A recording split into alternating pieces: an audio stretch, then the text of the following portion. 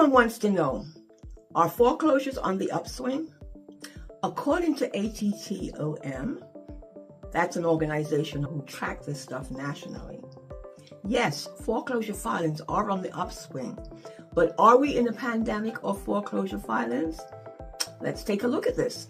Hello everyone, your friendly Brooklyn realtor, Marcia Melendez, your advantage in the Brooklyn and New York City real estate market, one of the leading curators of property values and data in the nation, reported in its October 2025 U.S. foreclosure market report that foreclosure filings and activity was up 3% from a month ago and up to 19% from a year ago.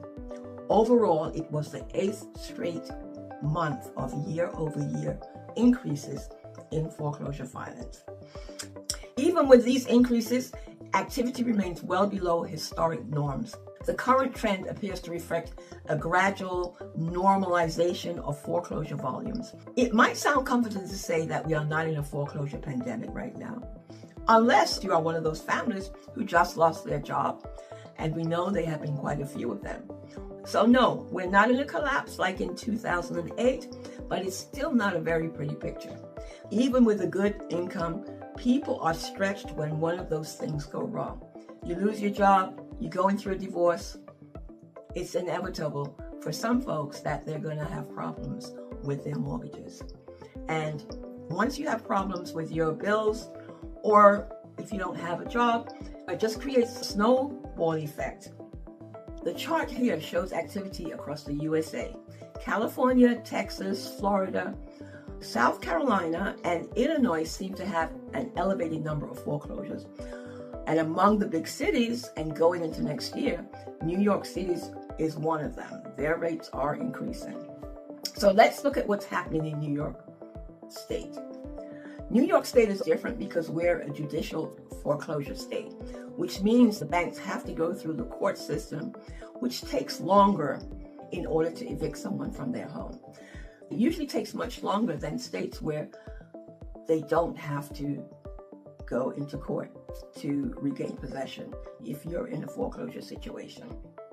So in New York City, it takes longer, but when the pipeline starts moving, you feel it in waves. Bottom line, we know it can take years to foreclose on somebody in New York City and for someone to actually lose their home. But nevertheless, if they have started and you don't do anything, it will happen sooner or later. And we're lucky in the state that we have more time to effect some sort of relief than in states where the process does not have to go through the courts and can happen in as little as a few months or a year and a half. So why the increase in foreclosures? Higher carrying costs, taxes and insurance have gone up. We know that in states such as Florida, carrying costs on condos and insurance costs overall have sometimes doubled or more. There's a couple of pressure points all around, but check this out. FH mortgage delinquency rates is higher than other type of mortgage delinquencies. This was really revealing to me. Perhaps that's because FHA allows you to put down just 3.5% deposit down on your home purchase, which is great for first-time home buyers, but a lot of times it does not leave extra wiggle room in your budget if you have financial hardships later on. People who bought or refinanced when money was cheap, and now they can't afford the reset if the new rates have kicked in, they're also suffering. Please remember to subscribe and like this video so I can keep bringing you more valuable information about real estate and, of course, everything that is happening right here in Brooklyn. While you're at it, leave a comment and let me know what other areas you'd like me to cover. So what about New York City and specifically Brooklyn? Data from New York Property Shark and other New York City statistics show that in 2025, foreclosures in New York City ticked up by about 11% compared to last year. That's pretty significant. And in Brooklyn, we're actually overtaking Queens as the city foreclosure hotspot. And we're back on top in Brooklyn, but not for the reasons that we like. So let me tell you a story about Brooklyn foreclosures. Queens too. I know foreclosures are up because when I see a list of properties for sale, primarily two-family homes, 3 families sometimes, and even 4 families. You see the listing, but there's a notation that this property cannot be viewed by prospective buyers. Why? Because they have somebody living there that has stopped paying their rent, and the owner is trying to get them out, trying to evict them. A lot of times, that does lead to a foreclosure situation. If you have a tenant that is not paying their rent, and you're dependent on that rent to pay your mortgage, and you don't have other resources to cover your mortgage, you're going to get squeezed. For a lot of people, for that reason, have to go into foreclosures. So in New York State, it's fair to say foreclosure activities are trending up. It's not exploding, but any increase, as far as I'm concerned, is not good. So yes, you're going to find higher foreclosures in these classic Brooklyn neighborhoods that have 2, 3, and 4 family homes. Small landlord blocks. There are homes where people have rented out their properties, the tenant stops paying rent, and because we know how challenging it can be sometimes to evict a tenant that isn't paying in New York City, landlords inevitably are foreclosed on if they cannot keep up with their payments. Kings County holds foreclosure auctions every Thursday, 2:30 at the Supreme Court building. For a while they had stopped having them, but the fact that they are now scheduling foreclosures in the court shows that the pipeline is moving. Another factor that is causing problems is the end of pandemic era protections. Those agreements for forbearance and special payment plans that were set in place during foreclosures 4 or 5 years ago have now ended. And a lot of people, unfortunately, were not able to recover and keep up with their payments. So bottom line, small landlords in New York City, especially in Brooklyn, are getting squeezed between never receiving their rent payment or a missed tax bill. It's not an easy situation. Believe me, I know we have been through it. But there are some things that you must do. I have a couple of tips for you. Here goes. If you own and you are late, please do not ignore court papers. New York moves more slowly than other states, but it does move. So what should you do? Open the mail. Yes, I know you don't want to, but you got to open the mail. Call your lender and ask about loss mitigations or a modification. I have a slide here that gives you the definition of common terms used in foreclosure proceedings.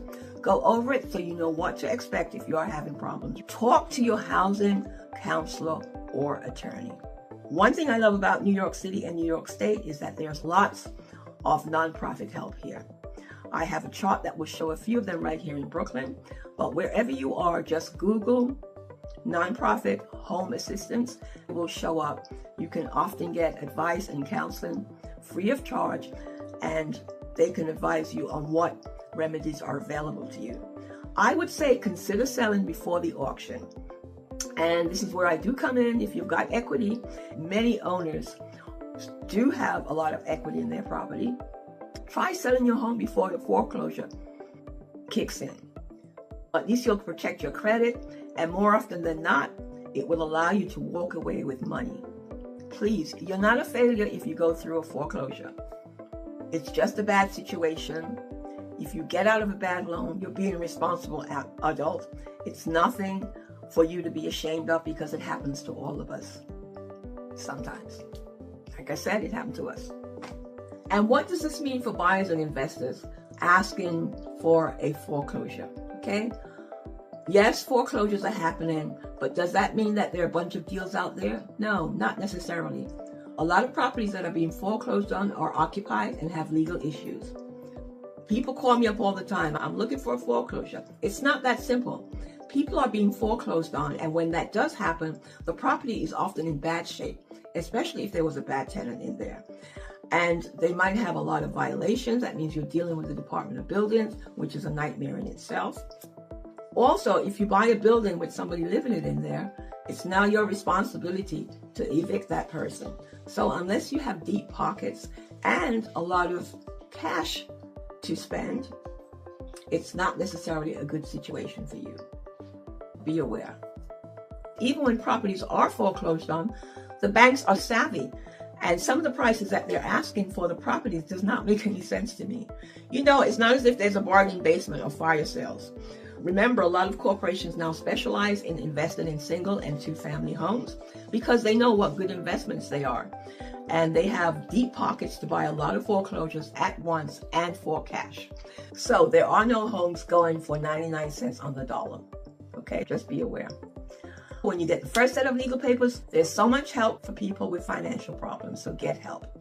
If you have to sell your house or walk away from it, do some kind of deal, do it. It's a house. Yes, we love them, but stop being in denial. Regroup. Get out of this situation. You can always buy another house. I've lived through it, and I'm here to tell you on the other side that it is doable, and you can come out much better with a stronger grip on your finances and save and purchase another home. As always, I'm here to help. Reach out. Check my download below to see the steps that are available for you, and call me if you need help.